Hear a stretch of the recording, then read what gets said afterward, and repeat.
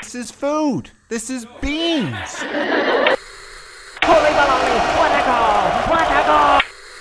But I'll just throw it to you. What did you think of Severance season 2? We've been raving about it pretty much every week.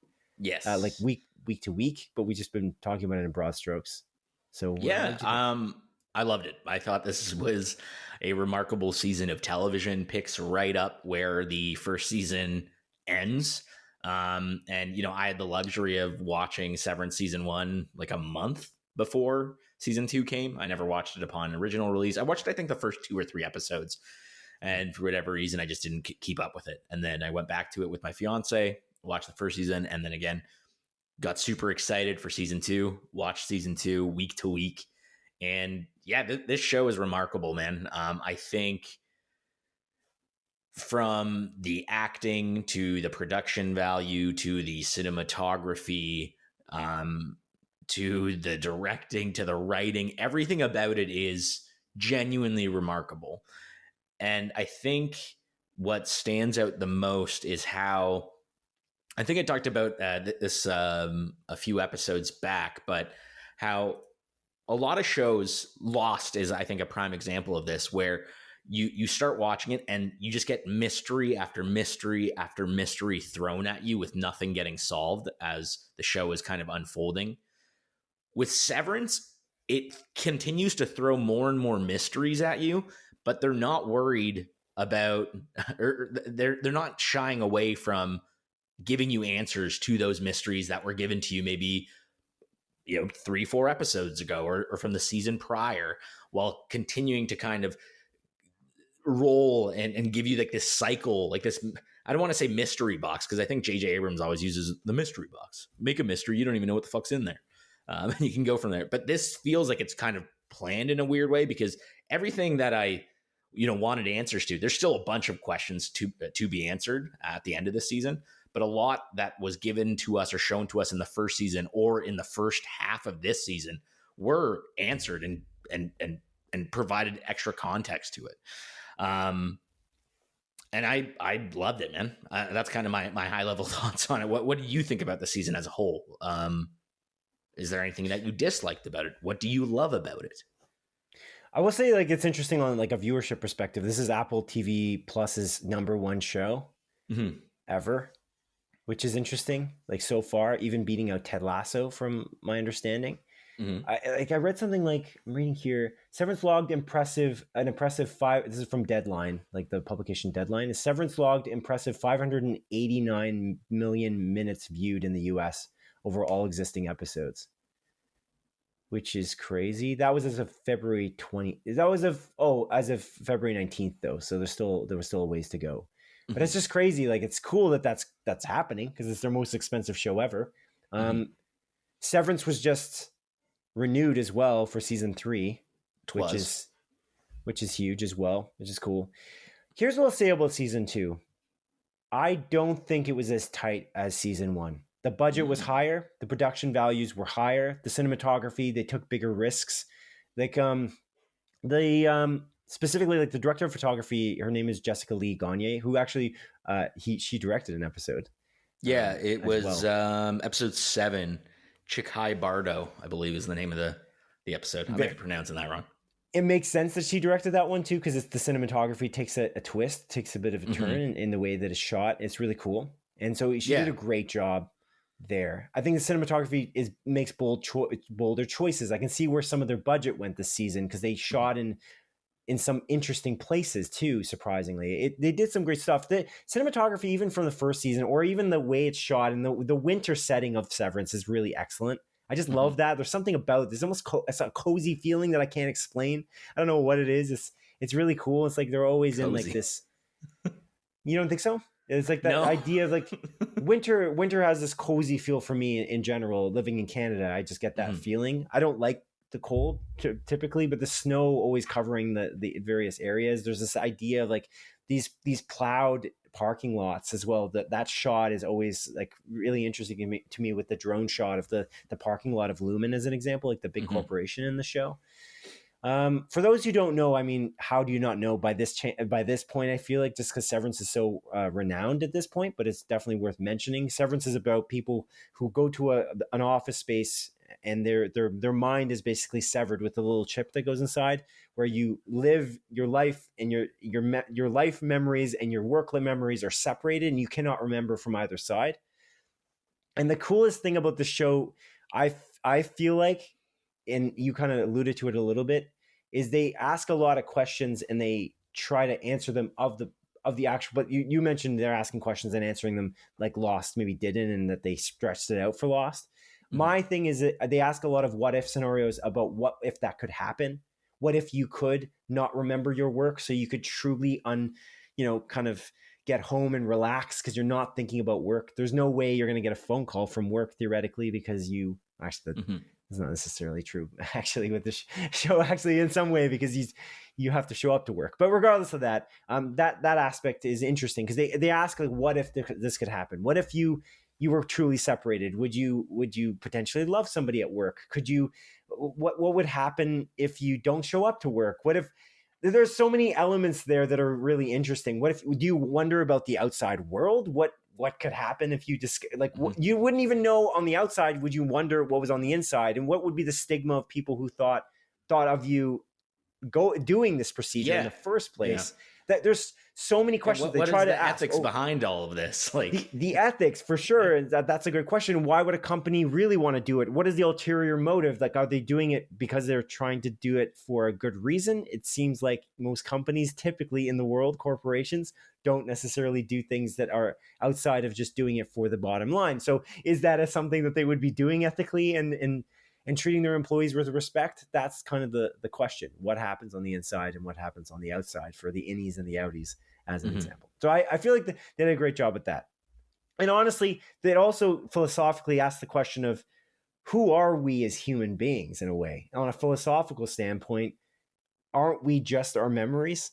And that's what's so scary about, as you mentioned before, about what is it called? The Father? It's The Father, right? With Anthony Hopkins. Yeah, the dementia. Nominated for Best Picture against Nomadland, and Nomadland won. But that I didn't watch that because dementia, to me, the scariest of diseases, just because it kind of is who you are, and you forgetting who you are. Who are you then at that point? And so somebody who gets that, it's very scary and very sad, and like it's a big struggle. Actually, a show that dealt with that recently too was the show with Ted Danson.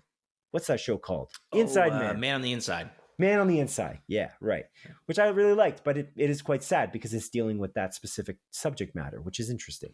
But yeah, aren't we our memories is kind of and like the other thing that's amazing too. The composer is so good, like it's so on point. Theodore Shapiro, so good, and the acting is so good, and the situations they find themselves in are so good, and the wackiness of the plot in some aspect as well. And I don't know, it's just so good. Adam Scott is basically the lead. Yes, yeah, really I think. No, I agree completely, and I think. Honestly, I think the entire cast is phenomenal. Like they all kind of fall into their roles. And I think it's good direction too. Yeah, 100%. Ben Stiller directed multiple episodes. He directed the finale of season 2, which is holy shit. Like one of the blew my mind. But I think it's interesting because you mentioned like this show is very wacky and like characters do really weird things. But there's also some of the most human responses to situations that are occurring with some of the characters, and just very real reactions to what is happening. Just like literally lines just being like, "What the fuck?" Like when something wacky is occurring. So it's like some people are in on the joke where other people's are kind of on the outside looking in, and I think it really balances weirdness in a way that is not weird for weird's sake, but intriguing and interesting, and again adds to the mystery element of the show as well. Yeah, for sure. Sorry. Yeah. So, the other things that it dives into and asks the question about is how the science work of it too, which is really cool. Yeah. But yeah. Whoa. If I lost you, Adrian, where did you go? Hello. Sorry, Simon. I don't know why my door's not closing. I'm trying to close this door, but it's just not closing. It's a haunted door. Yeah, it's haunted, Simon. You have a ghost. You just moved in. Maybe there was a murder in your house. Okay, we're good. We're good. I apologize about that. It's all right. It's throwing me off. But yeah, but yeah. Anyway, I do. I love it. The cast is incredible. I think they just did such a good job, and the cast is just like there's a lot of credits behind some of the cast's name, like John Turturro and Patricia Arquette and Christopher Walken are big hitters. Like they've been around for a long time. Closet, and they do a great job. So that's excellent. Here's what I'll say though: this season less tight. I said this already. I feel like this season I don't know. I think it feels like they ran out of time. It feels like they ran out of budget. It feels like they don't build the world in the ways that they should have and they feel like there's missing episodes. Like legitimately, I feel like there's like 2 episodes missing. And I don't know. Interesting. Like specifically episode 9, very confused as to what they were trying to do here. I feel like that was a missed opportunity. The last episode's excellent. I love it. It's one of the best episodes of TV maybe ever made. I will say though, the way it ends as a season, not good. On a TV show, you're making a TV show. You gotta do a little better on how you end a TV show, especially when you seem to be taking 3-year gaps. I don't appreciate that, especially the way it ends. We'll get to it. I don't love it. It feels like they ended it in a place that they maybe they could have been a bit more careful in that they're making a TV show. That's kind of my thought process. I kind of get where you're coming from because when the show finished, my fiance was a little relieved where it ended, where she's like, I'm glad that it ended here because if we watched season 1 when it came out and we would have had to wait 3 years from that ending, it would have been excruciating. She's like, right now I can kind of wait for what's to come. I actually disagree. I found the first season's ending it was a better cliffhanger. Actually, I think this is a worse cliffhanger. No, that's exactly my point. That's exactly my point. Yeah, like I thought you were saying that I thought you were saying that it would be more excruciating if she had to wait after season 1 versus after season 2. I think it's excruciating to wait after season 2. So that's what you're saying. Oh, yeah, no, she thinks it would have been excruciating for season 1 because that cliffhanger is so good. And then you're like, oh man, now I got to wait 3 years for the next season. Whereas this one, the cliffhanger is again not as good. It finished awesome. I really liked it. But it's not as your perspective of a good cliffhanger. I don't think cliffhangers are good. I don't like cliffhangers. Enough. I think the cliffhangers shouldn't really. I guess you're right. Like you're hanging from the cliff. How far is the cliff down? Like you're looking down. It's like, whoa, this is a long cliffhanger. I'm really holding on because it's a very big cliff. I guess so. That's a better cliffhanger. But I'm more like cliffhangers are bad for the audience. I don't want it to last forever. This to me is a larger cliffhanger than the first season. I liked the first season because it felt like they were going a place. This one, I'm a little frustrated with where they might go. That's my point. I think I don't appreciate the way it ends from in that aspect because to me, I'll get to it honestly when we get to the spoilers. So I don't want to get too detailed on this because it's kind of silly. We're talking in a bit of a circle. But anyway. Fair enough. But yeah, otherwise though, it's excellent. And again, like there's also even just the way it was shot in the first scene in season 2, just an incredible sequence that's would have been very difficult to shoot. And this long running sequence basically where Adam Scott kind of looks like Tom Cruise. It's just so good. And also, didn't he actually say that he was watching Tom Cruise videos to figure out how to run? Yeah. And you can tell. And honestly, Adam Scott kind of looks a little bit like Tom Cruise. I realized it more and more the more I watched Severance season 2. I don't know if you found the same thing, but he actually vaguely does look like Tom Cruise. Quite a bit, actually, I found. Mm-hmm. But yeah, it's cool. And then the intro sequences are just the bomb. They're so good. They're just divine. They're really great chef's kiss intro sequences that they're creepy. It's unsettling. It's creepy, sure, yeah. But it's like the intro sequences with Theodore Shapiro's score is just so good. And it's crazy. It's good. It's very imaginative. Like Dan Erickson, who like writes the show, like thank goodness he made it, and he got to make this show, and he found the people to make it. He found Ben Stiller, who was interested in making it.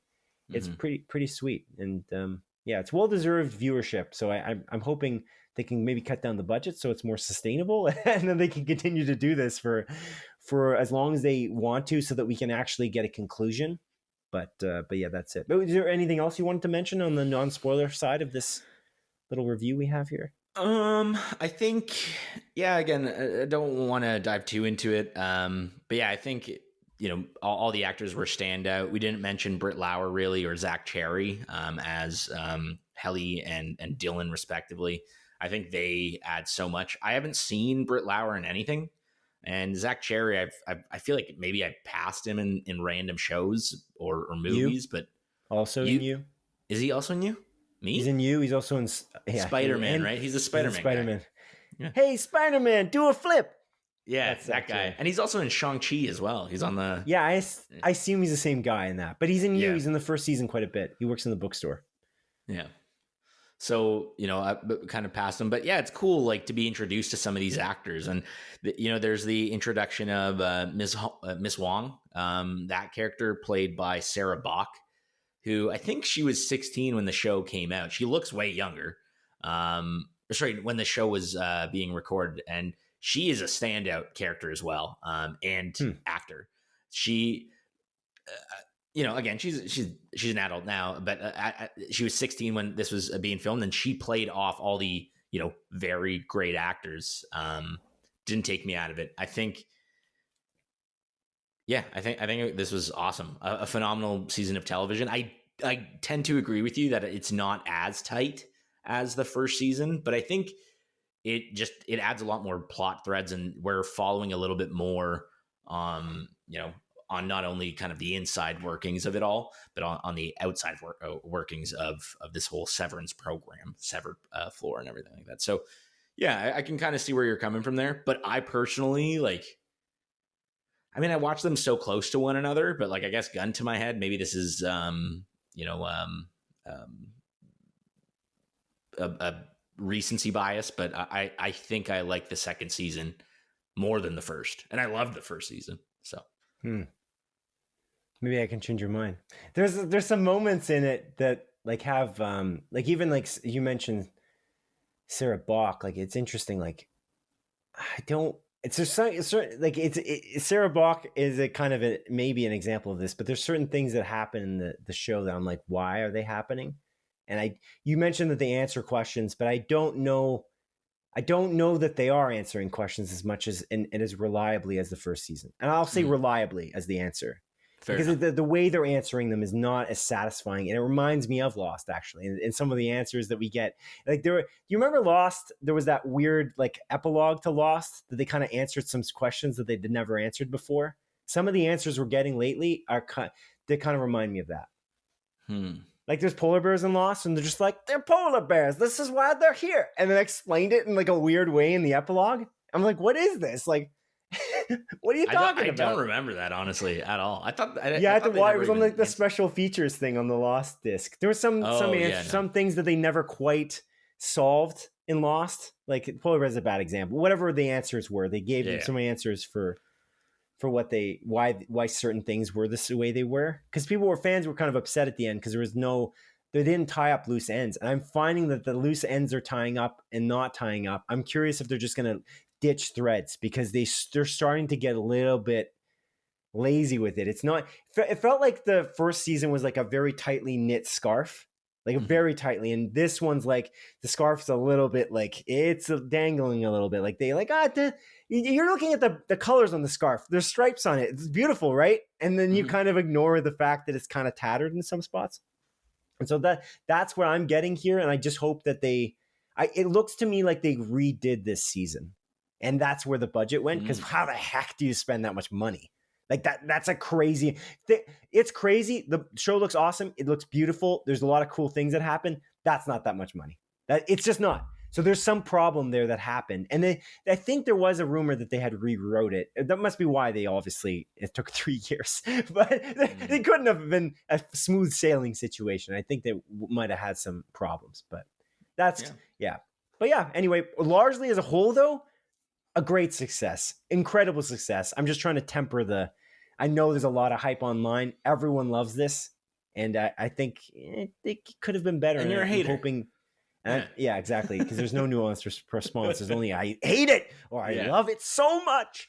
But regardless of that, I think it would be cool if season 3 they could tidy it up a bit, and because they've just been renewed, and they renewed right after, or actually just right before the finale, that they can jump in and rewrite it right away. Ben Stiller was on an interview recently, and somebody point blank asked him, "So are we expecting 3 years?" Like as a cheeky question, and he said right away, like, "No, no, I don't think so. That better not be," is what he said.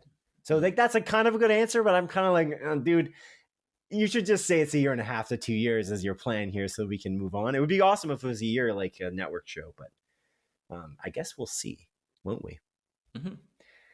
But if we're gonna name actors, by the way, I should say Tramell Tillman. Oh, dude, so good, dude. And also, I don't know how to pronounce this guy's name, but this guy's freaking awesome. Olafur Dari Olafsson. Yeah, Mr. Drummond. Mr. Drummond, unbelievable. Yeah, so good. It's so good. It's really good. Those two, like Tramell Tillman, is like.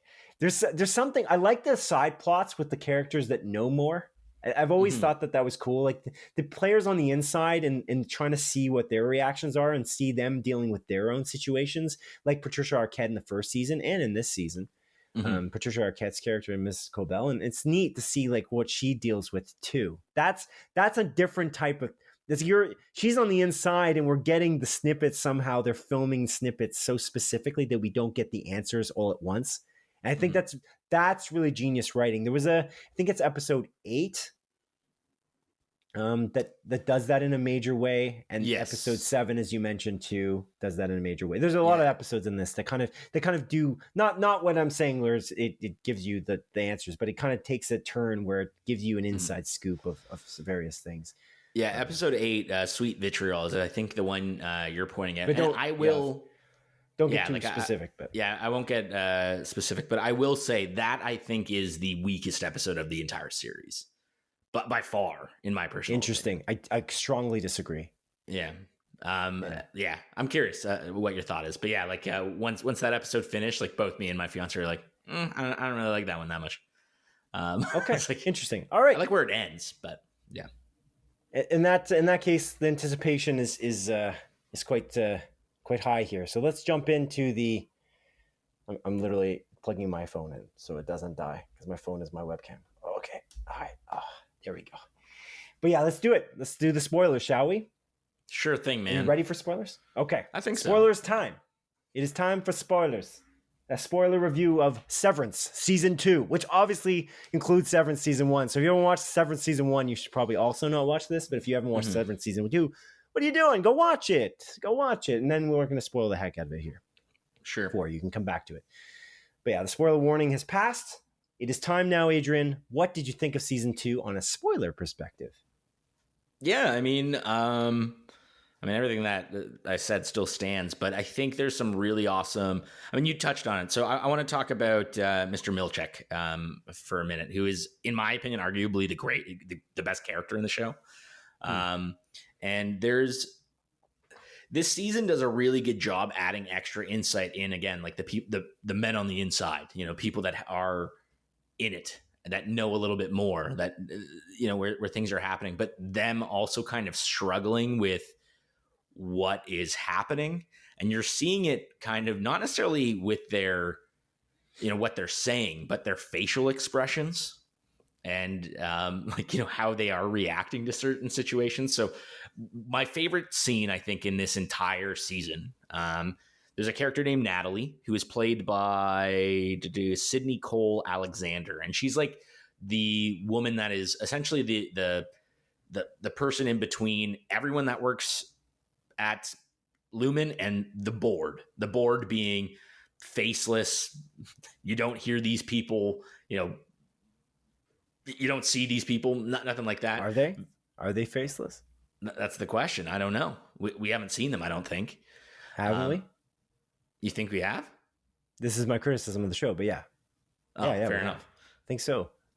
Oh, interesting. So, but she's essentially the person, the middleman, the middle woman, for lack of a better term, that will, like, let people know whether they can talk to the board or if the board's listening or what the board says. And I think there's this amazing scene where Mr. Milchek, gets the promotion. Patricia Arquette's, Harmony Cobell at the end of the first season, essentially is fired, and then comes back and doesn't get her position back, and Mr. Milchek takes over her position to run the severed floor. And because of that, there's this amazing scene where Natalie goes up to him, who is a black woman. Mr. Milchek is a black man, and says, like, as because of your promotion, we want to give you a gift. And it is a album of pictures of Keir, who is, Egan, like the top of the Egan family, the person that made Lumen, as a black man. It's like, so you can see yourself in Keir. Here's a bunch of pictures of Keir as a black person. And that is one of the, again, I'm a white dude. I don't understand, like, I don't know the black experience or whatever. Or they're gonna say, I don't understand race. No, I heard an R when you were gonna say, I don't understand. No, I think you do. Yeah, like I don't understand that racist experience that black people go through, obviously. But she gives it to him as a black woman to this black man. And they're looking through it, and both of them, just from their facial expressions, they don't say anything about it, are in total understanding of how fucked up that is, how weird that this whole situation is, how deeply racist it is. And again, they don't exchange any words about it at all at the time. It's them kind of looking at each other, almost looking like they want to cry, but have this fake smile on their face and having to be thankful for this act of unbelievable racism, essentially. And it is so well done. And again, I think Mr. Milchek, again, played by Tremel Tillman, just conveys his feelings so well in just the way he looks at people. And it seems like he has, honestly, I'm most curious about his character and why he's even at the company, because it seems like he has, like, true disdain for Keir and the Egans. And later on in the series, when he's kind of reprimanded by Mr. Drummond for using, like, a vast vocabulary and kind of losing the control of the severed floor, he's, like, kind of sitting through, like, this I guess job review, and, like, trying to kind of get through it. And then later on in the season, when Mr. Drummond is trying to put his foot down again at Mr. Milchek, he just stands up to Mr. Drummond and demands respect. He's like, I run this floor, you have to respect me. I don't care if you're my superior, like, fuck you, essentially. And then again, that kind of adds to the whole disdain and his hatred for Keir and the Egans is in the finale when he's, Mark finishes Cold Harbor. Technically, again, we're jumping ahead. I just want to dive into his character specifically. There's, like, almost like a weird stand-up routine where the wax figure of Keir Egan is there watching this happen, and they're doing kind of like a stand-up routine. And Keir is, long story short, all the lines that he's saying are putting Mr. Milchek down and talking shit about him until Mr. Milchek like talks back and snaps back and has, like, almost like, again, this look of hatred towards it. So it's like, he's obviously in this position, he's in there, but, like, why? It's asking those questions, like, why are you dealing with this? Why are you there? You understand that this is all racist. It seems like you hate these fucking people. Like, what is happening now? Sure. Yeah. Now it's character development. He wasn't like that before. Right. Yeah, in the first season, particularly.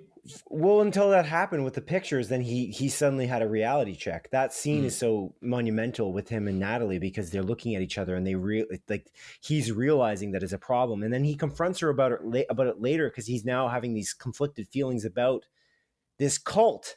Basically, It seems like Lumen's some kind of cult. It's a very strange thing, which is why episode 8 is so brilliant, in my opinion. And I think the show should ebb and flow. I feel like it's too bad you didn't like that episode, because to me that's like the most color we received. There's like a very the problem with the show is it's a little bit surface actually this season. That was kind of my issue with it, but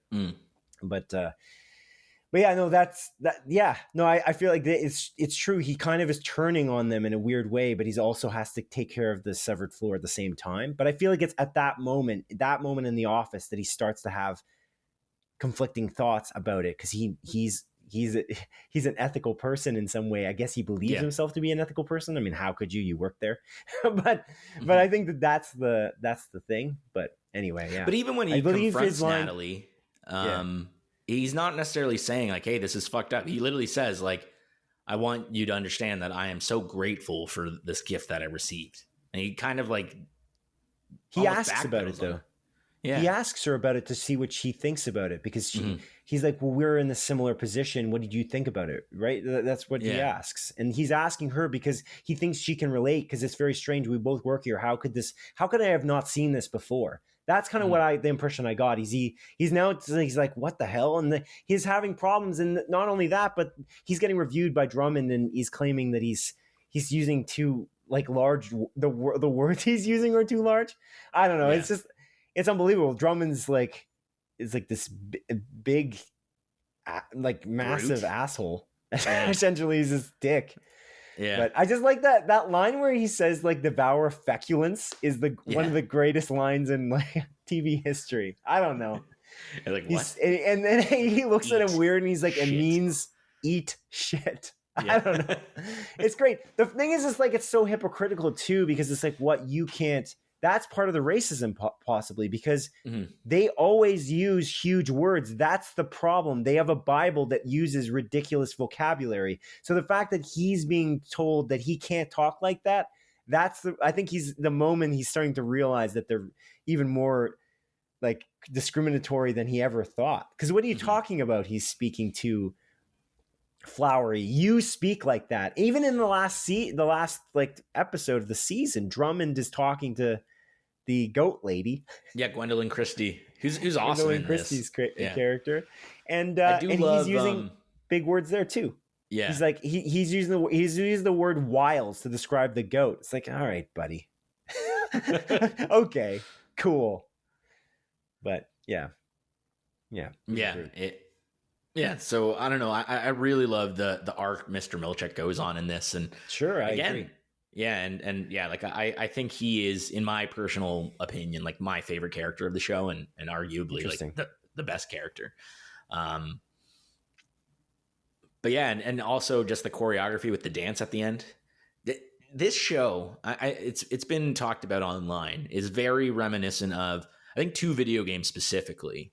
Control, which is made by Remedy Entertainment. A guy named Sam Lake made that made that game. It's very visually, I think, quite similar. White hallways, all of that, as well as in Control, there's like the board or whatever it's called in Control. And it is a very similar thing. It's like a box or like a phone call, and you don't really hear anyone talking. It's just kind of static, right?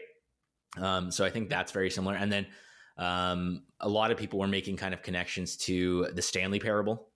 Again, kind of like, I think it's more similar to the Stanley Parable. Yeah, for me, at the end of you haven't played this game, but Alan Wake 2 is a game made by Remedy Entertainment, Sam Lake, the people that made Control. And I felt like that choreography scene at the end or in the season finale with Mr. Milchick was so reminiscent of that game for me. Like, I was like, holy shit, man. It's so awesome. I love this almost like intersection of video games and TV that I think is becoming more and more prevalent, and not necessarily like adaptations, but like from the looks of it, kind of, what's the word I'm looking for? Inspiration, I guess. So yeah, I really loved that. God, it's so good. So good. Cool. Yeah. Cool. Sorry, I'm just going through my notes here. But yeah, so I mean, yeah, really like Natalie. The one kind of theme that I actually started thinking about while watching this season as well is kind of like the theme of love as well in the show.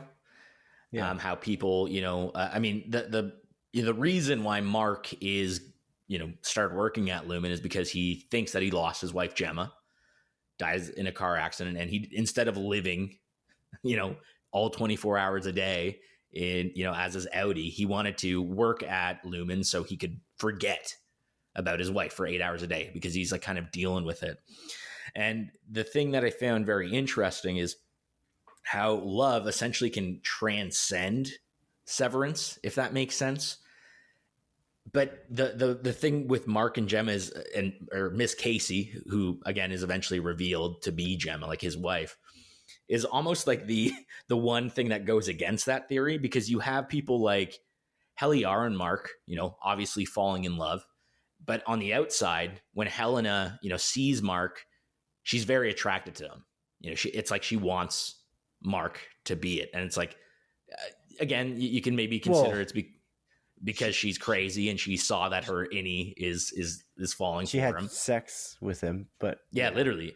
Like that is like she rapes him technically, man. Like it's kind of fucked up, like in a weird way. Like she took advantage of him.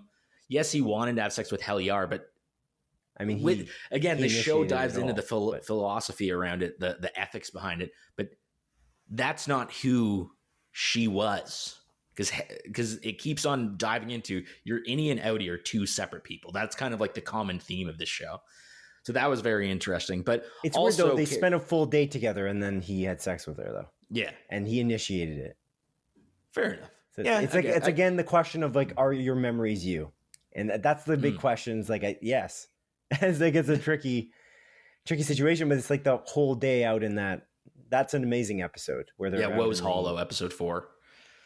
I think they're out in the wilderness for that like field trip, basically. Yeah, they just keep asking those questions. It's just those what again. It's such an interesting thing. What if a severed employee tried to unsever? Like, what if my Audi had an affair with my innie without my knowledge?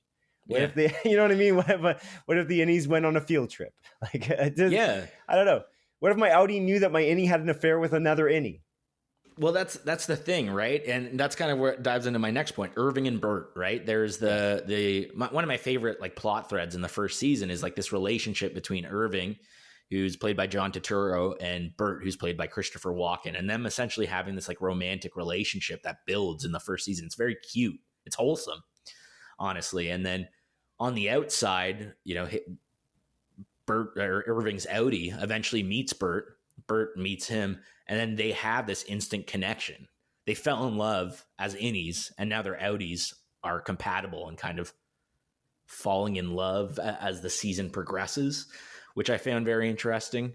But there's different things that are happening with Irving simultaneously. He's having dreams that's showing him that hallway and the elevator, which why is he having that dream is such an interesting aspect too. We don't really understand what's going on with Irving. Like he didn't respond to the severance procedure as other people did, it seems. It seems like that whole marching band has been severed. We don't know what they're doing in the background, but we also see what macro data refinement like employees are doing at home, and they don't seem to have the same kind of weird connection to the innie that Irving has. It's strange. Like that's an aspect that's fascinating too that they didn't really answer. But yeah. And again with Gretchen and Dylan, Gretchen being played by Merritt Weaver, I believe, is the actress's name, who's Dylan's wife on the outside, and she starts meeting Dylan on like Dylan's innie on the inside, and then them kind of her falling in love with her husband and liking his innie because it's the best version of himself. And Dylan, again, immediately falling in love with Gretchen. And it might be because he has the knowledge that his Audi is in love with this woman and that they have a family together, and he just loves the idea of that, but he also falls in love with her again, right? And again, there is that aspect I mentioned, like the whole Miss Casey and Mark S thing is almost goes against that theory. But in season 1, when Miss Casey is getting fired, I think she says something along the lines of like, for what it's worth, like my favorite time in here was when I was with you. So again, it doesn't go against that theory. So like love for whatever reason transcends a severance, but Mark S still loves. You're saying love isn't like because you have memories with the person that they're somehow going through the thing because you have strong feelings for them. Not like love as in like a concept that like philosophically. Well, maybe I don't know. I'm not sure what your thoughts on love are. Maybe you believe that there's some kind of like a you know what I mean? That's people believe that there's like this destiny, like predestined. People believe that. I don't personally believe that. I think love is kind of an action in a large way. And so I'm not maybe believe. I know a lot of people. It's a feeling. Like love is you fall in love with people. Yeah, it's not destiny. Yeah, no. Yeah, but I thought maybe you thought that maybe perhaps too. But like that's it's interesting because they've been with each other for so long. Like Mark doesn't get to spend time with Miss Casey. No, like she's barely a character. She was a part-time employee at Lumen while he was there in season 1. So it's like she was there in season 1. So it's not really if they had given them more of a chance, but Miss Cobell was trying to push that, and that's kind of when she was pushed out. They didn't do that anymore. That's not like she's such a fascinating character because her agenda is very intriguing because we don't really know what she's about. What is she going to do? What is she really going to do? She seemed to want to go back to them. And the fact that she literally created Severance is probably the biggest reveal in the entire show. That's why episode 8 to me is a great episode. And also the way it's shot somewhere in Canada. I think it was New Brunswick or I can't remember now where it was, but it's beautifully shot, just gorgeous. And so it's just so interesting and you can see the cult-like aspect of Lumen. You finally they're pulling the blinds off of this. That was to me the most revealing episode probably of the entire series. Yeah, so far, I do agree with you. Answering questions that I think it revealed a lot.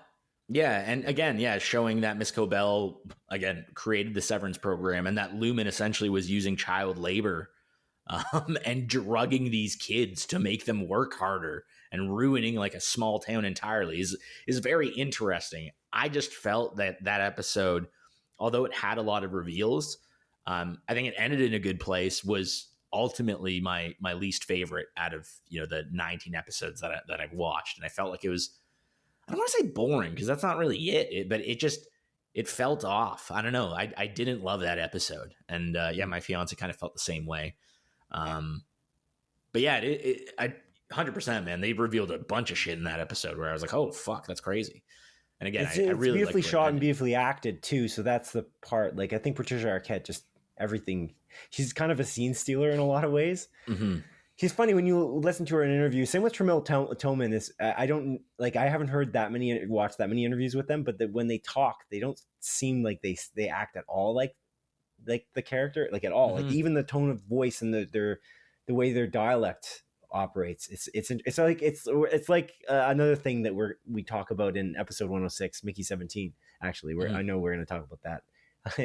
But like Robert Pattinson's dialect as an example, but it's intriguing. Like you can kind of see if you watch Adam Scott in an interview, his voice is not that far off. Although Adam Scott's difference in terms of his innie and his outie are incredible. He did such a great job of trying to kind of changing them. Same with Britt Lauer in some way, but I don't know enough about her. Honestly, her outie, and what kind of irked me about episode 4, although it is a brilliant episode, is that like she isn't all that different. It's like she pulled it off so well. She confused me too. Like it's kind of strange. Like I'm sure there's little subtle things that if you watch it over, you can tell. But I'm not sure that the differences are that stark. Because obviously that's crazy. Mark Scout didn't notice it. So that's interesting. Because for me, I knew in the first episode, like I was watching episode 1 of season 2, and I was like, "That's not Helly." I knew it immediately.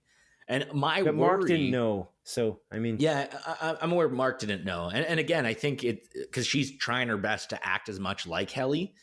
And again... Why did you think that? Why did you think that it wasn't her? Because there was multiple... I can't think of the exact... It's been 10 weeks since I watched the first episode. But there's like a couple of things that she says or does within that first episode where I'm like, something's off. And I remember anything turning specific? to her. I can't remember anything specific. It was 10 weeks ago. But I do remember... Yeah, first episode, I was like, that's she's Helena. I was like, she's not Hellier. Like they never switched her back, and I was so confident in that. And I was very glad that they did the reveal in the 4th episode because I was worried that this was going to be kind of an end of season reveal, and I would be like, oh, like I already knew that. Like I feel like it was obvious, and they were willing to kind of, again, like create a mystery early on and give you that answer within the first 4 episodes of the series. Giving more mysteries and answering them is not really what I'm looking for. I kind of want to get the answers of the things that they've already asked. Like that's the things that they ask of the audience, or that questions that the audience are asking. That's what I feel like aren't answered in this season. Like that's kind of my criticism of the show as a whole in this season. It just feels weird. Like especially episode 9. I feel like episode 9 is, I think, the worst episode of the show overall. Interesting. What happened in episode 9? 20 give me episodes. That's that Bird and Irving. Suddenly we're like, oh yeah, he was investigating him. Oh yeah, he's an enforcer. Oh yeah. Oh, okay. That's cool. Why didn't you tell us this before? Why couldn't we see this before? It's strange. Why are we in the dark more about this than we are about Mr. Milchek's feelings about Lumen? We knew Irving from the beginning. It felt like Irving was just, oh, John Turturro's out of the show. We don't have time. John Turturro's doing a bunch of movies. He has no time. That's what it feels like. It's like I did just recast him then, because that to me felt very disappointing. It was like it's one of the most disappointing episodes. I was shocked. I was like, wait, he doesn't even have a suitcase. He's just getting on a train. What's going on here? Like, how does this world work is a question that I didn't ask in the first season. The first season drip fed, and it spent the time on the outside, and it talked about the various things. There were protesters. There was a funeral. There was various things that Mark was doing on the outside that kind of got the answers. The ambulance showed up as an example for Petey when Petey collapsed in a outside of a convenience store, outside of a gas station, convenience store. And so you get this idea is like, okay, the world is pretty much like what we know. Mark goes to a concert at one time. He's dating somebody. You can see these like various aspects of how it's like our real life. It's grounding the show in a large way. Mark goes to a dinner with Rickon. And where's Rickon? What happened to Rickon? There's just like a bunch of things that they have these threads they just build up, and it just feels like a bunch of hairy threads. And then they just follow certain ones. You had mentioned Natalie. What happened to Natalie? What happened to her? It's so strange. And the answer is they don't need Natalie anymore because Mr. Drummond is on the board. So you don't need Natalie when you've got a board member. And the fact that you don't know, of course, but see, why don't we know that? So you didn't think he was on the board because you mentioned it earlier, but it's like, I feel like, yeah, he's got to be. He's got a direct line in to Egan. He's talking to James on a consistent basis. He's got to be on the board. It would be strange. I thought initially that he wasn't on the board, that he was the replacement for the head of security, Grainer. Yeah, that was my assumption as well. But it can't be that because he's got a line into, unless Grainer was also on the board. It's strange. And like Natalie, even all that stuff with the you mentioned that is awesome, that aspect of the speaker that kind of speaks out for the board. That just went away, and now the mystery's gone. Drummond is now talking to Milchek inside the building. It's like, what? Why are you breaking the things you were already doing? It's like Milchek just got this promotion, and he's already got like this like line in with the board, and the board was all mysterious. It's just strange. Like there's a bunch of that like happened throughout the season. I was like, it just feels like you're missing like episodes. Like you ran out of time, especially with Bird and Irving. The Bird and Irving thing is crazy because it's like he just gets on a train and they're being like all mysterious. He's just like, yeah, I didn't hurt anyone really, and like John Noble's character, like Bert's husband, is kind of like talking about how he's like a bad guy, and I'm like, and not only I that, thought there's also by the way. During that dinner episode, which is a great episode, by the way, where but useless. He drops how Bert has been severed for 20 years, and then quickly Bert's like, no, like we've only had the severance program for 10 years, and it kind of like it doubles back. So again, I think those are mysteries, and in my like, which part's a mystery? How it's been going on for 20 years, like the severance program, even though that the public knowledge is only 10, that very clearly it's been going on for much longer. Right. And we're not. So they ask another question. Right. I know, but that's another thing. Like it's more questions. And it's like, that's cool, but you kind of have to go into it. Like it felt more like they were willing to answer questions in the beginning of the show, but now they're asking more questions. And then Bert is interesting, but Bert doesn't do much without Irving. So it's like you kind of create, like maybe you do follow Bert afterwards, but it's weird. Like he went on a train. Irving's one of the most interesting characters on the show, and he's just now gone. It's like a weird. Do you think though that he is actually gone? Like I don't know. I don't know, but it's like, but why make him go away at all? Like he just was shuffled off like real quick. This is so Bert basically convinced him to go to dinner so that Drummond could go to his house and go through his stuff. So he could determine that he was investigating. And then Bert showed up in his house and he's an enforcer. I had guessed that Bert was working for Lumen at the dinner. That is a guess that I made right away. That was fairly obvious at the dinner. That's cool. Yeah. but it's like you didn't really reveal that. You revealed it in such a way that I even went back and I'm like, wait, did we know this before? I was like, I don't understand this. Like, I went back to that scene where he's sitting on the chair, and I'm like, did they know this at the dinner that they worked outside? He worked outside of Lumen for Lumen. Like, I'm like, I thought we guessed this. Like, my fiance, like Dawn guessed it too, and we were like, wait, what? Did we miss something? Like, we literally didn't understand. And if you have an audience a member going back, dude, you missed something. You kind of failed a little bit. Like, there's a little bit of we were like, did we miss an episode? Because it's like we missed some big aspects of various things. And honestly, it's crazy that they didn't go back to the real world almost at all. And like the time they go back to the real world as an example, they go back to like the before times when Gemma and Mark just start dating. And that episode's immaculate. Yeah, especially that is episode 7. Again, Chikai Bardo. That was with Jessica Lee Gagne, who does the cinematography. And holy moly, dude, she directed it, yeah. I genuinely think like it is the most beautiful and visually captivating episode of the entire series by far. Like I thought it was brilliant, start to finish. So emotional, very good. It's like show me 8 shots of eyeballs zooming in, and I'm just sitting there being like, "This is a fucking awesome, dude." It's like, why? But it's good. But it's just like that's cool. But and then it looks like that world is normal, and like Lumen's not mentioned, really, very subtly. Mm-hmm. And then obviously the parts where she's in the Lumen that are mentioned. But when they go back in time and stuff, and the way the shot and the way they do like the old filter and stuff. Mm-hmm. It's awesome. But we don't get the idea of what is it the world like, because I don't understand also like how big is Lumen? How powerful is Lumen? Does Lumen have a lot of money? Why didn't they rehire a Grainer? What are they doing with security? Because their security sucks ass. It's strange though, like, but why is that the case? And these questions start piling up, and then you start thinking, is the writing maybe not quite as good as you think? Like they're maybe biting off more than they can chew. And that's really where it comes down to. It's like, it's brilliant, but it's like, if you really start thinking about it, there's so many things that they just don't really get to.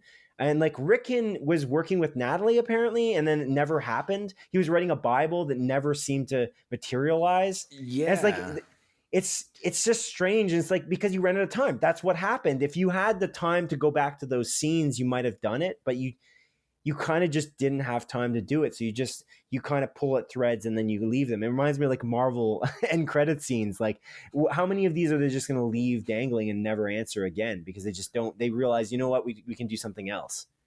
It's like, I don't know.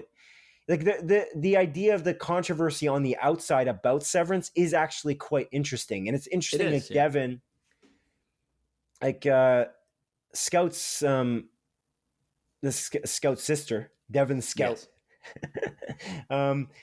She says in the last episode, by the way, the way that last episode begins is really interesting. The conversation asks that other question of like, what if you could talk to your innie while you were an outie, or what would you say to them? And then you can talk back and forth, which is they don't let you do. And that's so interesting too. And so well shot. That's where Adam Scott really shines too, because he's showing like the two sides of himself, the innie and the outie, and how they're different. It was just like an acting clinic in a way. It was very good. He did a great job. That's a great scene. And they weren't afraid to do that. And they do that, and they do it really well. But then, but Devin asks the question, like, she's kind of asking, well, we can stop this, and then we'll get her out, and then we'll go to the authorities. It's like, and my question as an audience member is like, you just said the authorities word. You said authorities. Now my mind is like, as it has been for a while, but you didn't say it before. I'm thinking like, why wouldn't you do it before? Like, what is the problem? Is this like some kind of fascist capitalist society where like you can't go to the police because you won't get away with it because the Lumen's so big they're too big to fail? You couldn't take them down. Like, what does it look like? Because they never tell you. And that's the issue. And like at a certain point, you're going to keep asking those questions. Why wouldn't they go after them? Do you know you have a witness. Cobell is right there. You can go and to the authorities right now. She's witnessed it. She literally designed the program for Cold Harbor. You can use that data and go into the police today. Why are you wasting time? Why would you risk going and finishing Cold Harbor when you know she's going to be killed after that? That's so crazy, but we don't know the answer because they didn't answer or ask those, let us even ask those questions, because they don't show you enough about the world on the outside anymore. They decided to close that part off so we can't know what would happen.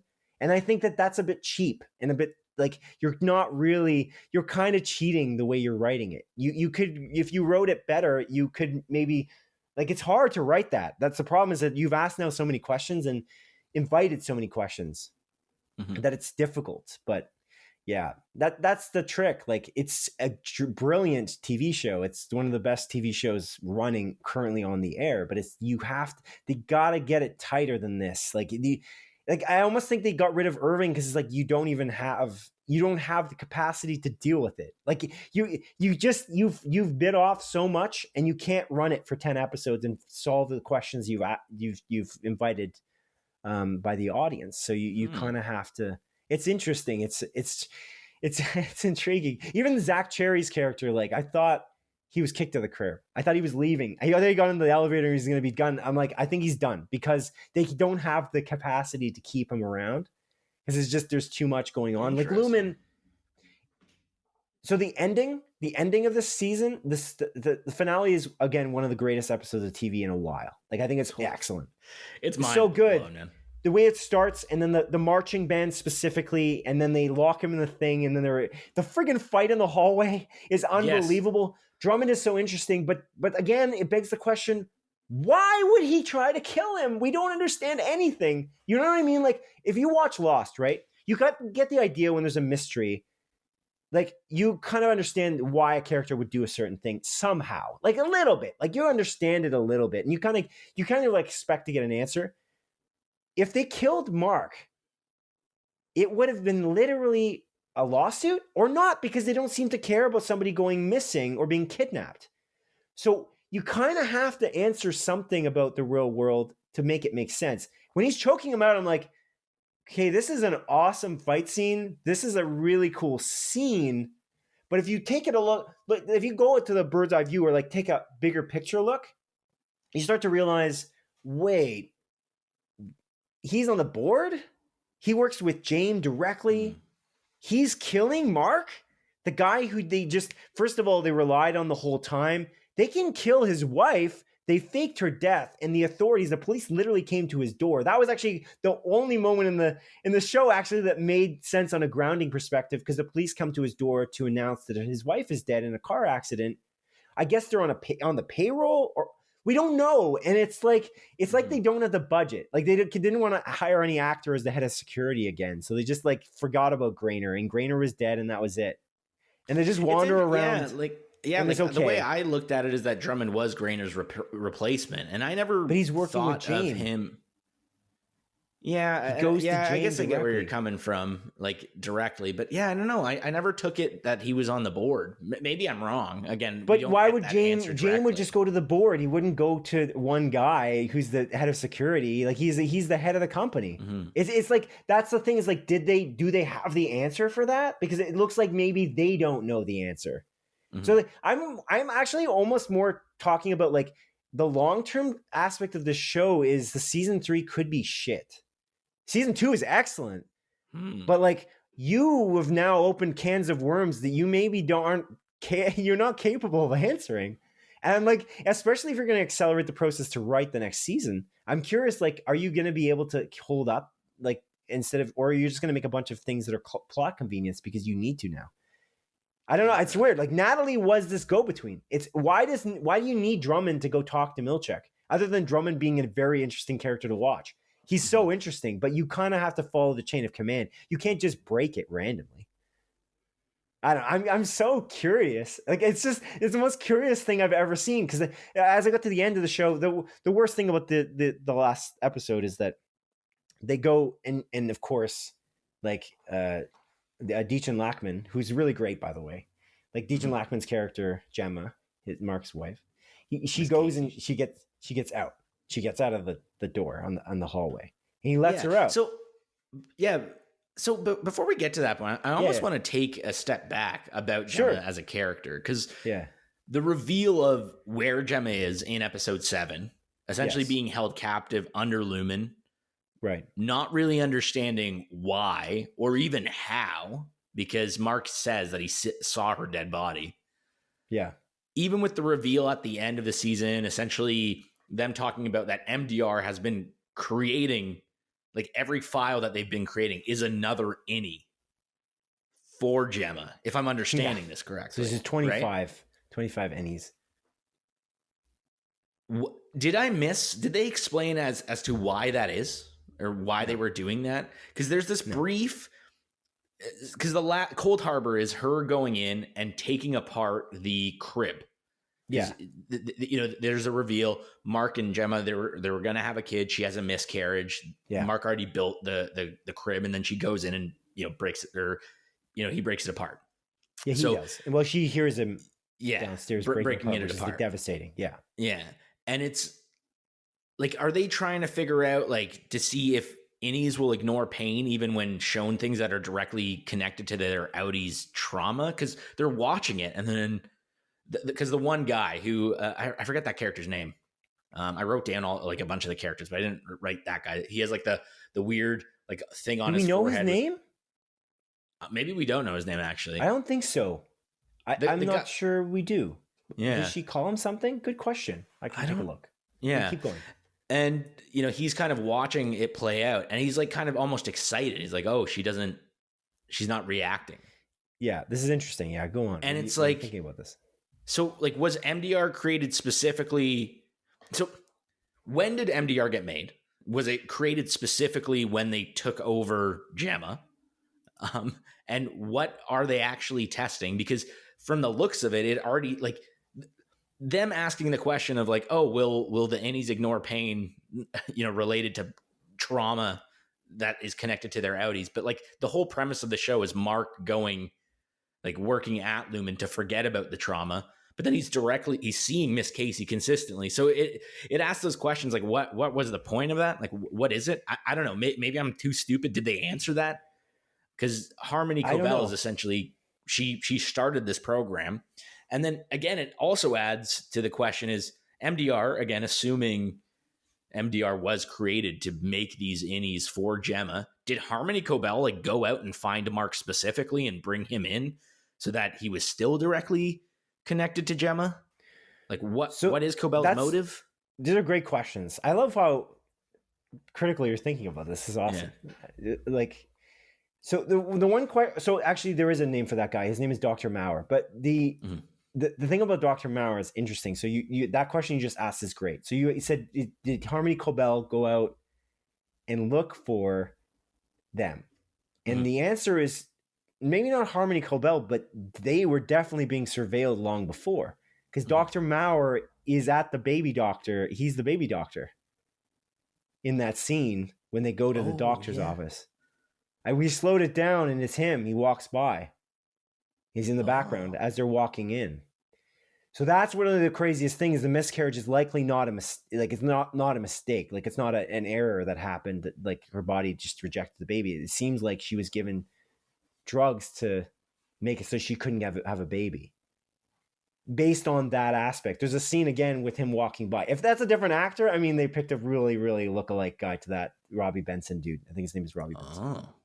Interesting. The actor who plays him. So that's the crazy thing, is like they clearly were surveilling them for a while, and they must have been, because they had to fake her death somehow. So how'd they do that? And they must have the cops on the payroll.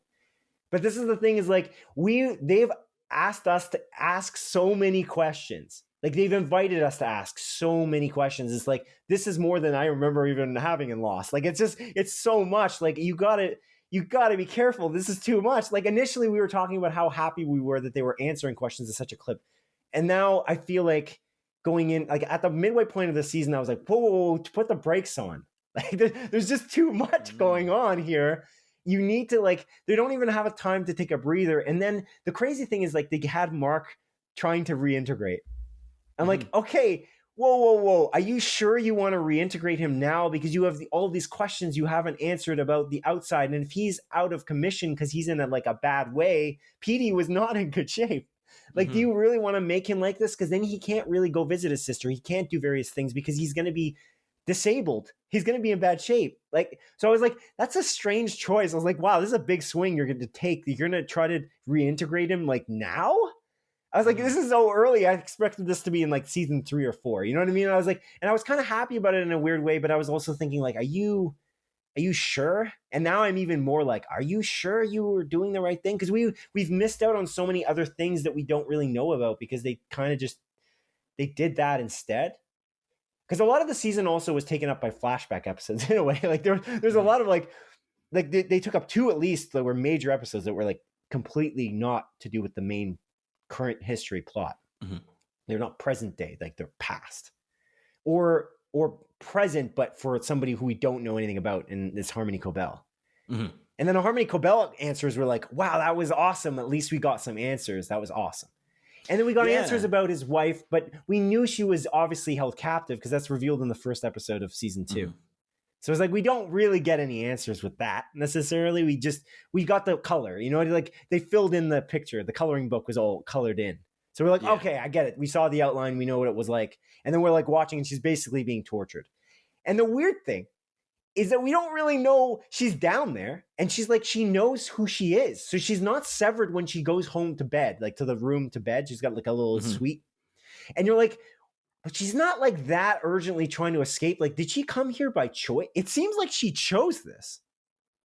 Like maybe they promised her you can get a baby or something. Like we'll fix you. This is like a medical procedure. Cause she's like, can I come go see Mark? Or maybe she's like doing like a Stockholm syndrome. Like she really wants to leave, but she's trying to like be negotiate cause it's been 4 years. I don't know. It's so interesting. Like, I don't know that dynamic. It's so weird. And Dr. Maurer is very rapey. I'll say that. Oh, dude. Yeah, very much so. I'm like, Jesus Christ, this guy's freaking creepy. There's like the Christmas card writing freaking severed version. Like, Jesus Christ. Oh, okay. And there's another question that they invited us to ask. Okay. So Mark is working on Cold Harbor, but there's a bunch of MDR employees that are there too. They're obviously working on their own thing because as they say, oh, these numbers are scary. These numbers are this. These numbers are that. So they're seeing scary or whatever. Are they seeing his wife? They're not seeing Gemma. They must be seeing their own. Or are they seeing his wife? That's the question I had. Like, I don't know. Are they working on multiple people? But then they keep saying like this is like the most momentous occasion in Lumen history, the most momentous thing in the history of the world. They keep saying they put this like giant. They put this thing on this giant pedestal. Like, I don't know. Like, it's too many questions. Like, I think about like the first season, and I'm like, wow, this is cool. This is interesting. There's a lot of questions, and they're answering. They don't really ask you to ask too many questions. They're kind of answering them as you go, and then they throw some wacky shit in there, like the little dancing and the lights. The lighting, by the way, in this show, so good. Man, the lighting design is just amazing all the way through. And they almost have like it's almost like a theater presence in the way they can light it because they're in these indoor environments and they can do wacky things with it because it's not a normal place. So like even the lighting in like Kier Egan, that statue that only moves like this.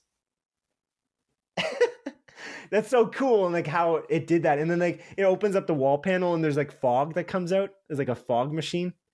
Well, there's like a comedy show going on and there's like a laugh track. It's like, what is this? Like, it's just so cool. But again, there's so many questions. I just don't like the first season. They showed us the museum and they gave us like little snippets. And then they asked us to like question like who's in the other departments and what are they doing and why are they doing what they're doing. By the way, did you notice? You must have noticed this, but the other departments, that little card that Zach Cherry's character, somebody had smuggled out a card from Bert's department. I can't remember the name of his department. Do you remember that card? It's like a card where he's standing up. It was like a yoga pose. Yeah. There's like a picture of a card. It's a green card, right? And that card is literally in Dejan Lachman's like Gemma's hand when she's trying to go through that treatment. You notice that? Yes. Yeah. Well, what is that? That's so cool though that exists. But I'm like, do they have an answer to that though? Because they've introduced so many things.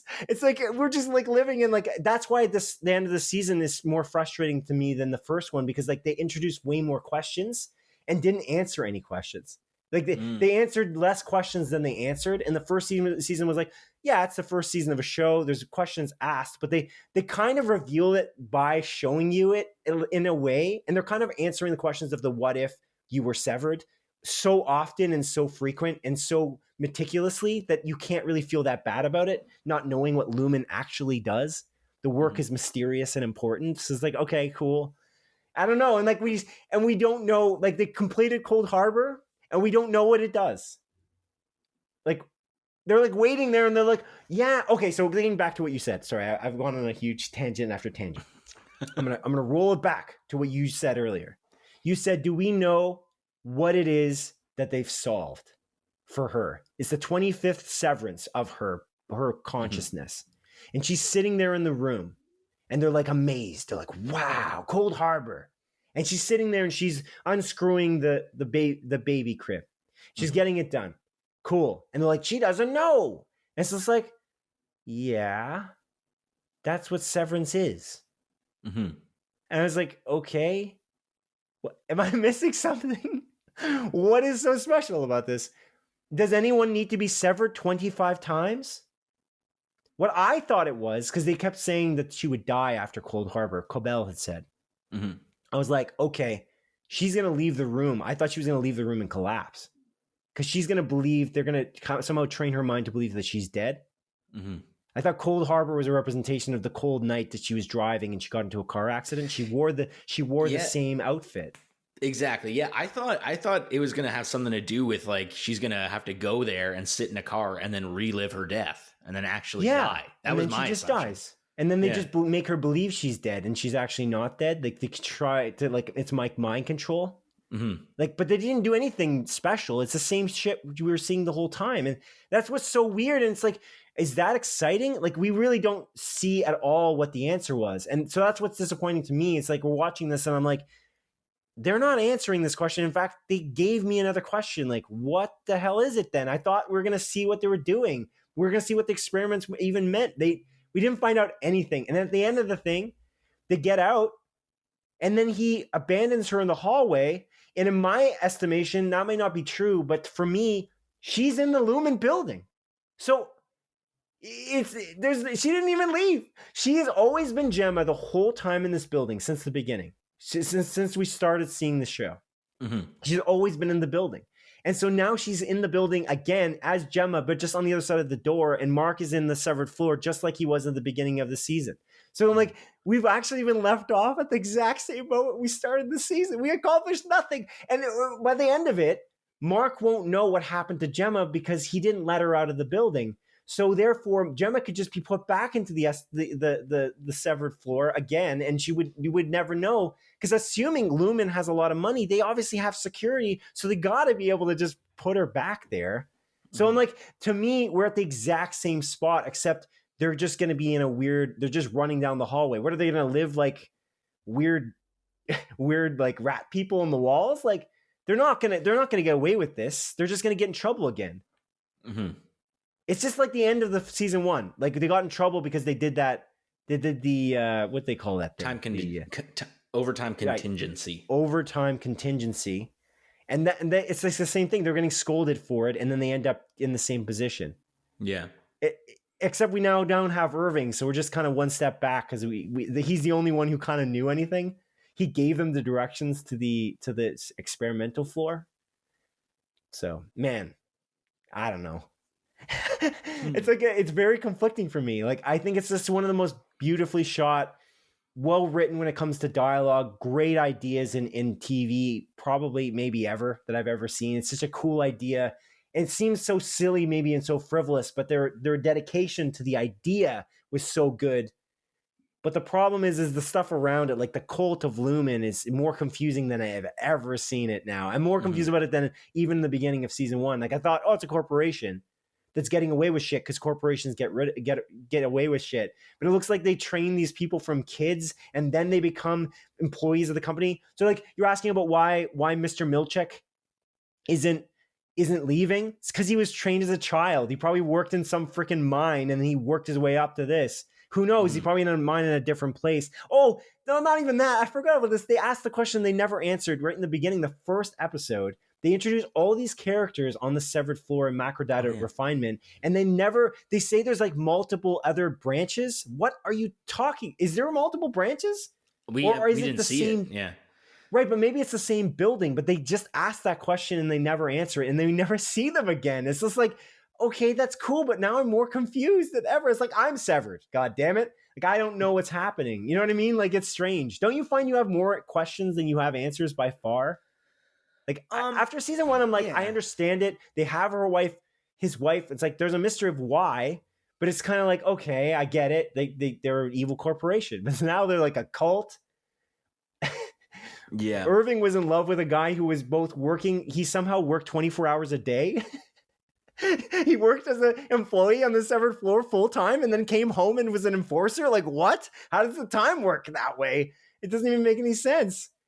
Because Bert was working there for 20 years, 10 years, right? No, so at least 20, because his husband says that, like, oh, you've been severed for 20 years. And so, right. So, but probably even longer than that, realistically. Maybe not severed, but maybe working for Lumen. Wait, right? Maybe I misunderstood. Was Bert his innie when he was talking to Irving in his apartment? No, his outie. Right, because he's the bad guy. He claims he's a bad guy. Yeah.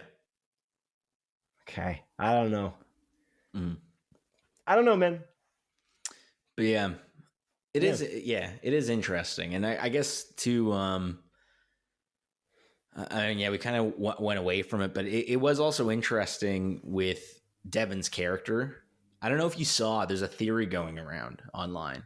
It's a stupid theory that I don't necessarily agree with, that Devin is kind of in on it. Like Jar Jar Binks is the most powerful Sith Lord, yeah. Yeah. And one of the big reasons why people are pointing it out is because Devin actually doesn't use an iPhone. She's one of the few characters that uses an Android. And people are and are pointing that's that. But there was also in the first season when Dylan is kind of in that overtime contingency room, there's a person's name on it and it says Devin F. I think they proved that that's actually just someone that works on the production team, so that all the names on there were people that actually worked for the show. Interesting. But yeah, it is interesting because, like, the reason I disagree with it, it's very clear that, Devin is ride or die for Mark. She'll do anything for Mark. She's even talking against Lumen to Rickon when he's like writing that Bible, the book for the severed floor people. But the thing that kind of goes against it is, like, why does she call Miss Cobell? Is it like, I guess it is out of desperation. She's the only person she knows that works at Lumen. But at the same time, you're saying it's for it, like for the theory? Yeah, for the theories. Like, what was the reason she would reach out to Miss Cobell out of all people? The woman that pretended to be someone else, that hid her baby and caused a panic in her house just so she could essentially, stop the severed people from revealing things on the outer world. Like, Cobell is very clearly pro-Lumen, and that is what Devin sees. Why did she choose to call her? So again, there's plot convenience. Some more questions as well. Because we're looking at these writers, and Dan Erickson's team is infallible, but in reality, I think they're actually in over their head. Like, that's my theory. Actually, is like I don't know. I think she just did that. It's weird that she would do. You're right. Why did she do that? Yeah, like it's like you were betrayed by this person who stole your baby. Mm-hmm. Like, are you kidding? You were going to call this woman? And I think it's a mistake. Because they didn't have anyone else to suggest it, because the other lady, what's her name? The doctor who's literally was doing Severance.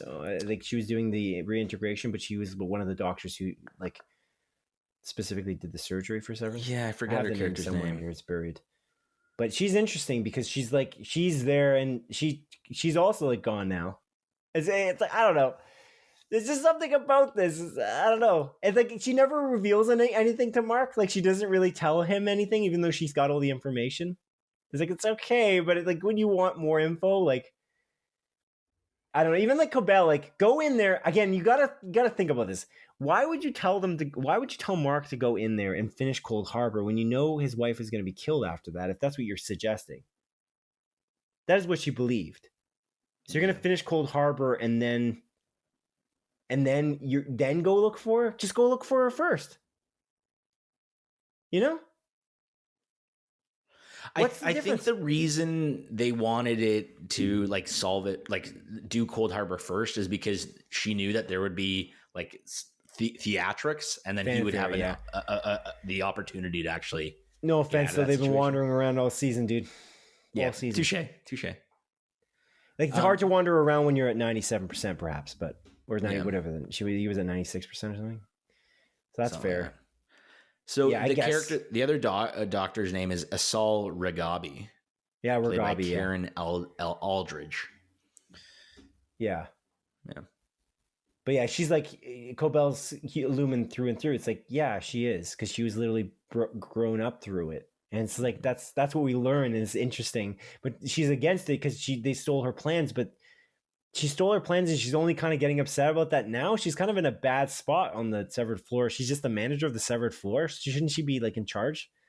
It's like, shouldn't she be the one doing the experiment in the actual? She must have done something else that made them upset with her. Mm-hmm. Is there a chance they didn't plan out how Cobell's story was going to go, and she wasn't actually the one who made the plans initially, like stolen by James? Because they stole them by James. Like James stole the plans from her, right? Yeah. Right. So maybe what happened was they just designed this season. They didn't actually plan that in the first season. They're pulling a Rise of Skywalker. I don't know. Like, I guess it's The Last Jedi too, because it's the same shit, right? It would be more like The Last Jedi, because The Last Jedi is great, but they're making it up as they go along.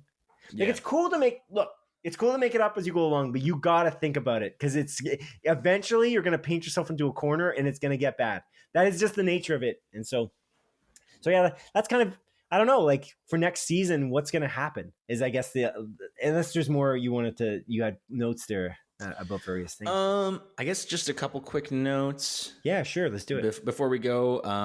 The scene in the finale again, where Mark has Drummond and they go on the elevator and he's holding the gun up to his neck. Oh, unbelievable. Yeah. And he's like, all right, I'm about to turn, you like, don't try anything. And then he turns into regular, like Mark Scout, and pulls the trigger and then just shoots Drummond, and he's bleeding out like that. That's crazy. And Mark is like freaking out. Blood's pouring over him. Like, oh, brilliant. Phenomenal.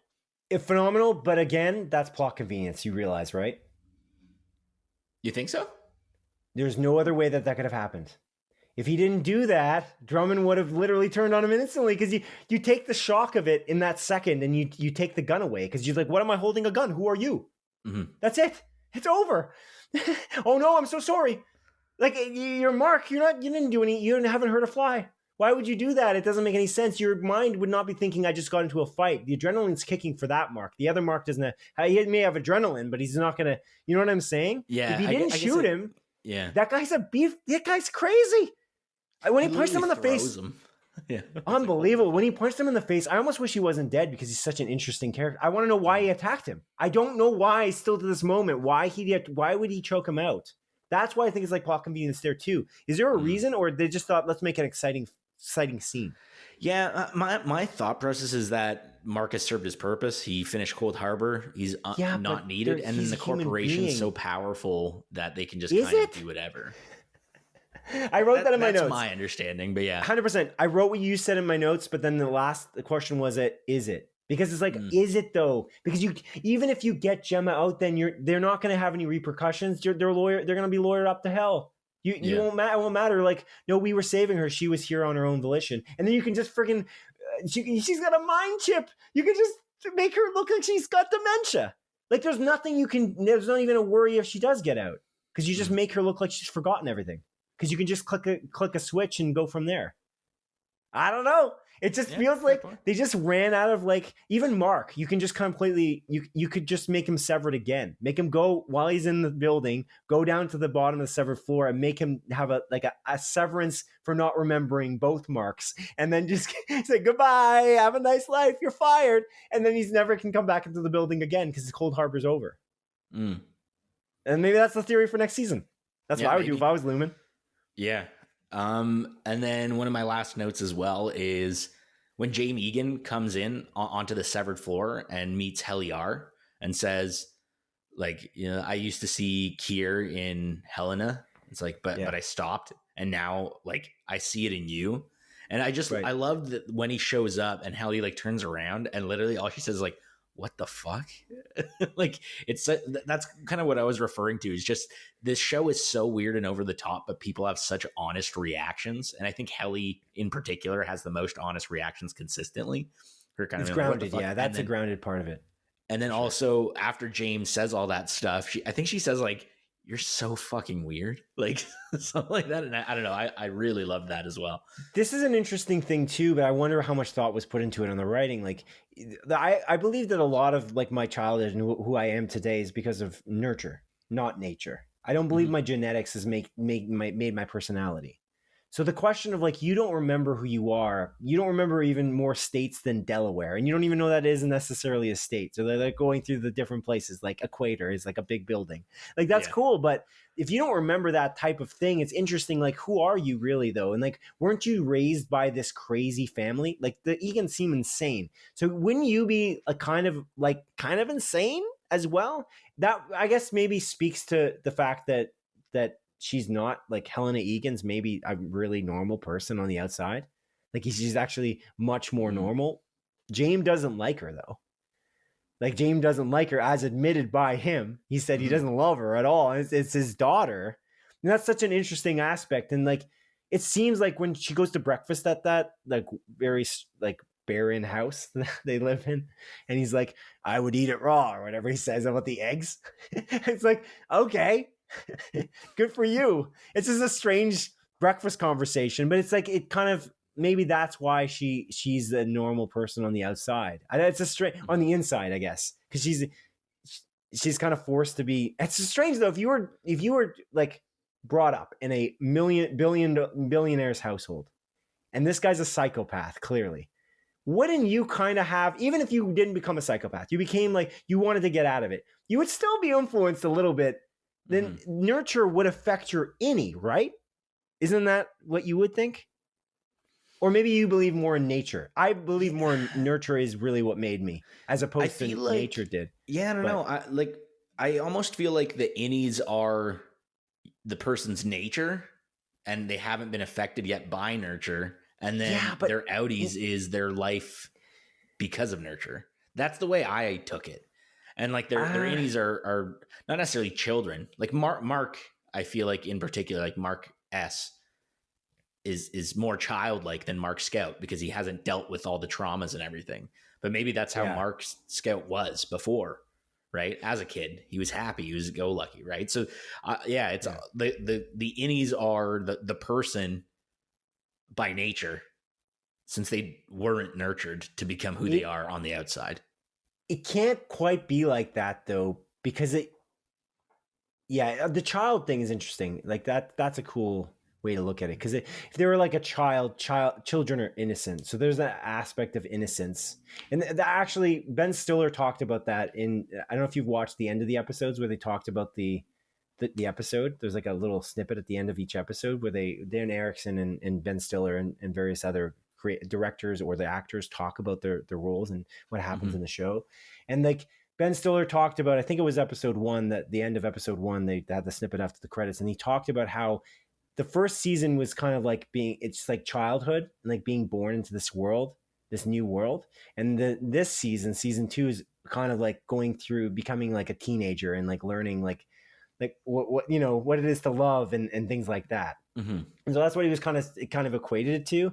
So it's interesting. The child thing is interesting, but they know to speak English. They have knowledge. You know what I mean? Like they did. And the way you were taught to speak and the way you were taught to do certain things, to eat and to you know what I mean? It does influence who you are. Like if you were a person, I don't know what your thought is on like when you eat your food and watching somebody in your break room, like literally chewing with their mouth open. But if you were taught to chew with your mouth open, you probably chew with your mouth open as an innie. That's what I think you would, because you were taught your whole life that it becomes such instinctual nature, like speaking English, that you would end up doing that. So like certain things you would have to carry over. That's kind of my thought. I mean, it's obviously all theoretical because this can't happen, but their technology that they created is unbelievable. Good for Patricia Arquette, you know? Yeah, amazing. She's look at what drugs can do for you. Yeah. Right. Yeah.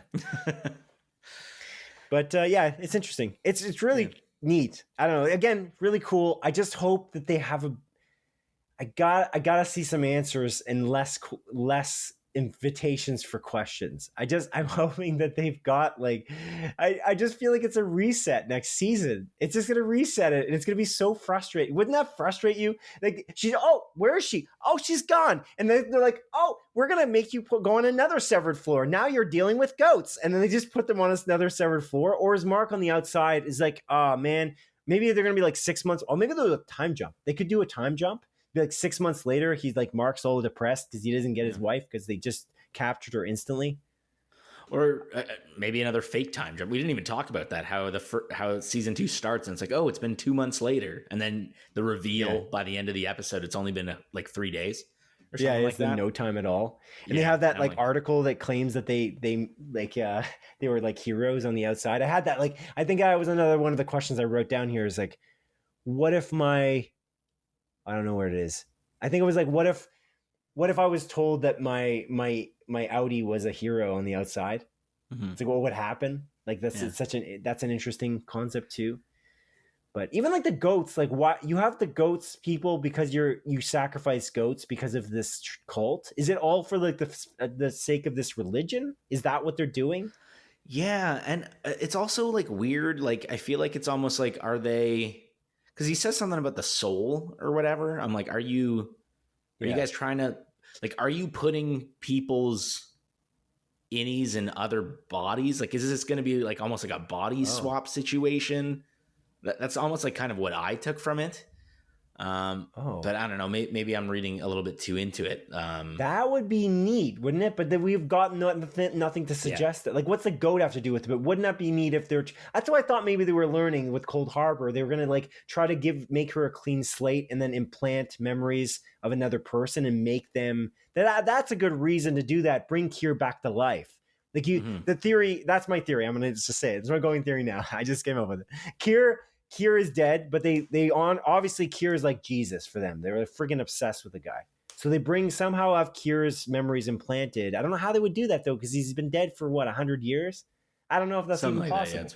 So if he was dead for 100 years, they bring Kier back to life. But how would you do that? You would have to have imprinted. It'd be insane. You also wouldn't imprint it on like Deitch and Lackman's character. They look nothing alike. She's also not a white person. And it goes to show that they're very racist. Right. Yeah, exactly. So, what is your theory about why freaking Mr. Drummond would try to kill Mark? So you just think because he's done with him, but you don't think that there's any consequences? Then there's no way to defeat them. Then isn't that kind of the problem with that kind of plot point? Because then it's over. Even if you get her out, what are you going to do? Could you move anywhere? Does Lumen exist in every continent? Does it exist in every country? What country are they even in? They never answered anything. Are they? I guess they could be in Canada. Like, that's the thing. I don't know. These are the questions I keep asking, and I want them to be answered because they invited me to ask them because of the way the police seems to work. Mm-hmm. And like they want, I don't know. It's pretty strange. Like it's a really put together season of television. Mm-hmm. But when you start really breaking it down, eventually you don't want it to be hokey. I want it to be satisfying. I want the conclusion to be like the Breaking Bad ending. Mm-hmm. That's what I'm looking for. Like a finale, like a series finale that is truly breathtaking. Like this season finale was so good. But you got to be careful because if you don't have a plan, that will never fly. Imagine that was a series finale. Imagine. Oh, dude. Oh my God. I don't even want to think about that. Well, that's kind of what I was thinking about, like too. Like I'm waiting 2 years maybe for the next season. It's like that's cool. What if it got canceled? That would be so frustrating because we learned then nothing by the end of it. So that's Sorry, do you have any more notes before we? Not about season 2, really. I think we covered most of it. There might be a couple things. I do love the line, like, Heliar was never cruel. That I think stood out, like where Irving is the person that figures out that Helly is Helena. I do love that line. But yeah, that's really the main stuff. I guess like my theory for the next season, I'm very curious, but I think they're not going to leave the severed floor. I think Mark, Helly... Captured? Yeah, not captured, that they are taking control of the severed floor. They have the marching band, and they're like, we're staying here. We want our lives. We're going to figure out a way to be able to leave as our innies and live our life. And I think in season 1, there's that picture they find where the people are like murdering each other. Yeah, it's fake. And the theory is that, oh no, it's like MDR fights the other departments. But I don't think that is a prophecy for that. I think it's a prophecy about it's the innies versus the outies. The outies are going to try to bring them back out, and there's going to be a war that happens on the severed floor. Both pictures are of the other side, and they have the lanyard for the other side, and they're fighting each other. They just made those pictures specifically so that they can make them have animosity for the other departments. So that mystery was solved. Yeah. The mystery was solved, so I don't think that one. Unless you're talking about a different picture. No, it is that picture. I just feel like that's foreshadowing to what's to come. Like there is going to be a war, but it's not the war between departments. I don't think it was that. It's going to be innies versus the outies.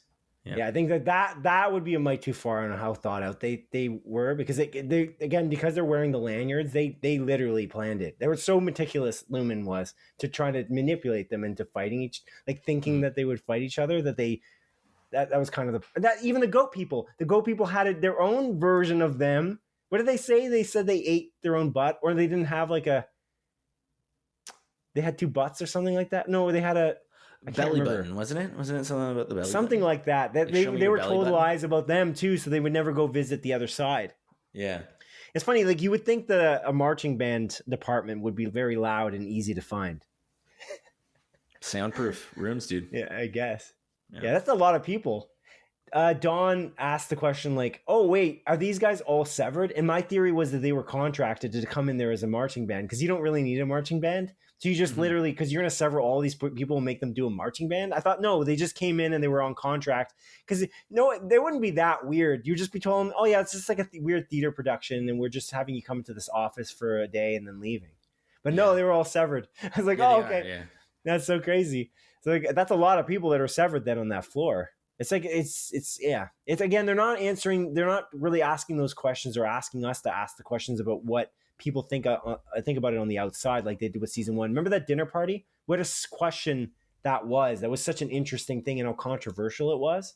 And they kind of just like glanced over that, like that doesn't even matter anymore. Like we don't care about the outside. So I really, really, really think like, even if they're never going to leave, like I hope that we see, because we usually follow Mark. I'm hoping we follow like Devin. I hope we follow Rickon. I want to see what's going on. I want to see the normal people who aren't messed up, like who aren't like dealing with this so specifically.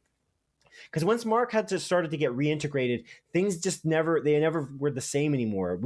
I don't think we have a good pedestal, like a good ground to stand on enough to make it feel like we can continue this potentially forever and only follow Mark, when I don't really know what the world is like.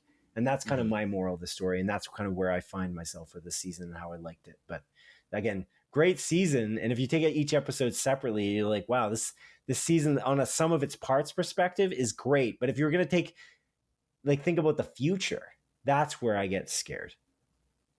So, yeah. But yeah, that's awesome. That's cool, man. That's it, I think.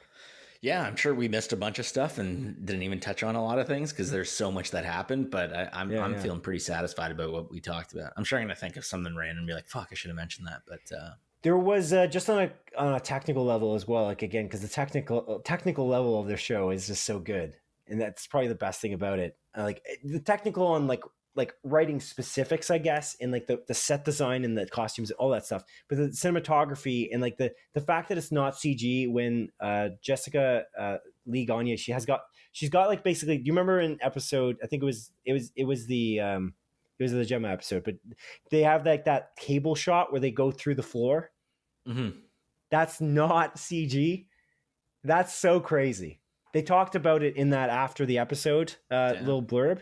And apparently they shot that, and they shot it with like I don't know if they had like a dolly that went along a wire or something to shoot it up through the floor. They actually shot it through I'm like, what are you talking about? Apparently it was like a side project that took like many shoots to get done. It was like the first shot of the show where they're running down the hallways, and they have like, there's very little that is not real, like him running down the hallways, but there is a moment where he's running down a treadmill.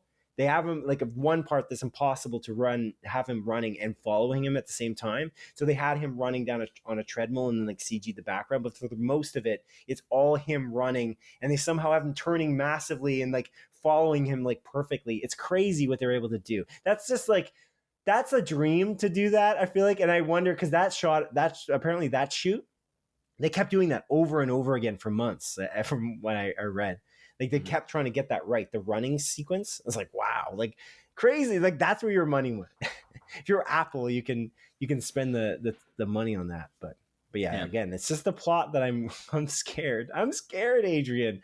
I want it to be good by the end of it. But I gotta say, when I saw the end of this that episode, I had to say, the thing I was left was disappointment, actually. Oh, damn. More than any other feeling. Because the way it ended, if it didn't end like that, I would have been like, this is one of the greatest episodes ever. And it is still one of the greatest episodes. It's so good. It's just, when you think about it on a whole, I'm like, could this be the last good episode? Like, do they have it in them in 2 years when the next season opens? Do they have it in them to continue this and make it cohesive with the rest of what they breadcrumbed out? And that's the question that I leave you and the audience with here today. Yeah. I think they will. I'm going to be optimistic. I think they're going to get it, and I think it's going to be awesome, and I hope it continues to be great, and I think it will be. That's what I'm going to leave it. I love this season. I thought it was fantastic.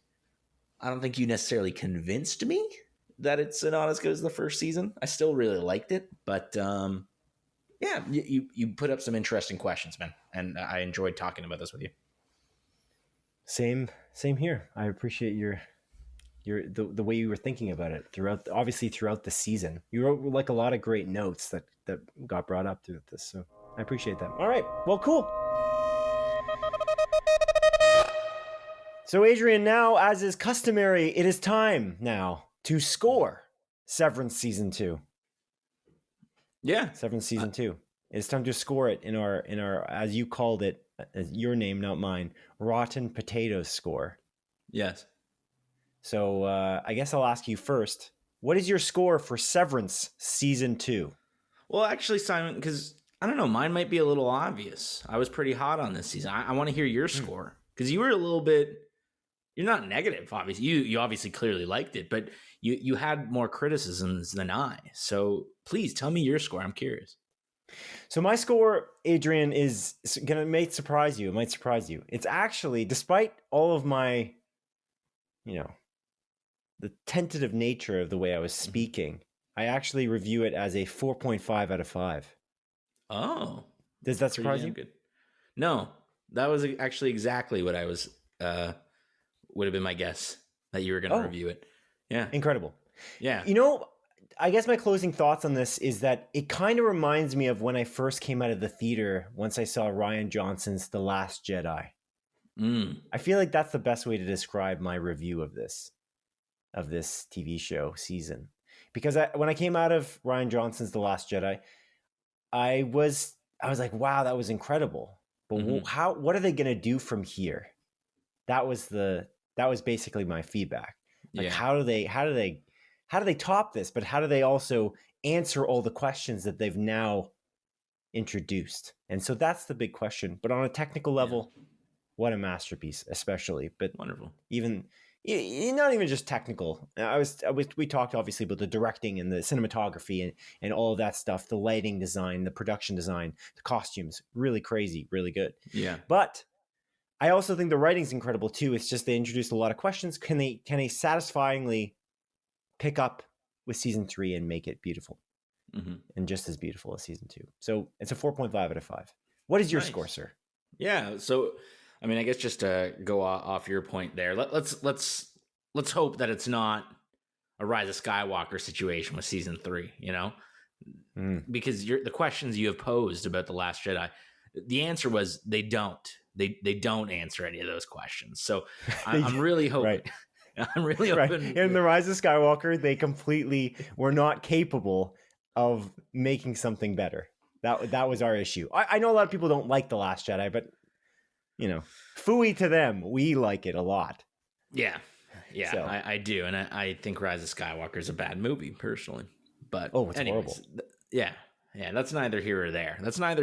My friend. And so for me, the score for Severance season 2, I'm going to give it a 5.5 out of 5. So as a group, we have a 10 out of 10 score. That's our first 100% on what? That's unacceptable. You can't do that. You can't have more than 5 apples out of 5. Okay, that doesn't make any sense. All right, you can grow one. Or potatoes, I guess, in this case, why I'm referencing apples now. Yeah, I have no idea why you would say that. I don't know. No. You gave it a 5, though. Do you legitimately give it a 5 out of 5? No, I would give it a 3, actually. If I can't do a 5.5, I'm giving it a 3. There's no not that great. It's just I'm good. Just kidding. It's just fine. It is a 5 out of 5 for me. I think this was a spectacular season of television. I loved it. Again, I think I liked it even more than the first season.